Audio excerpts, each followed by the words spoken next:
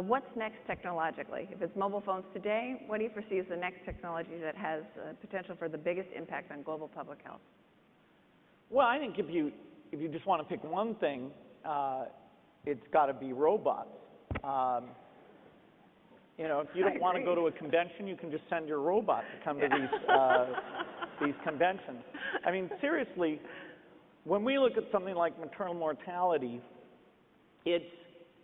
there's a certain level you can't get below if you can't do C-sections.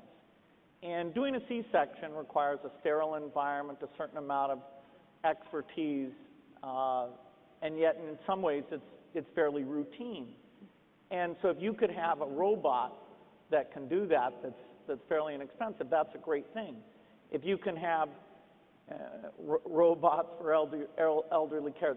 Anyway, you know, computers are going from just sitting there and you can only type into them and just see something on screen. They're going to where now they can see, and you have high-end visual applications, like the military likes to see things.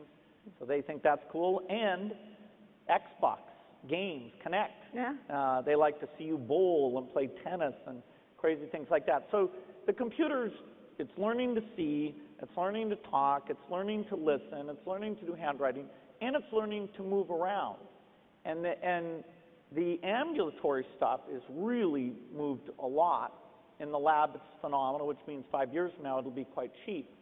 The dexterity things are maybe 5 years behind. One of the hardest dexterity problems in the world is, say you have an elderly patient sitting on a bed and you have to go and lift that patient up and carry the patient over and then help them get dressed or take them to the toilet. Humans are surprisingly good at this. Just the amount of feedback and understanding of the balance and different things. That's a hard problem for a robot. But the nice thing is once the robot can do it, then it doesn't forget how to do it. And it, you know, can do it 24 hours a day, and the price of those things come down. So that's a big thing.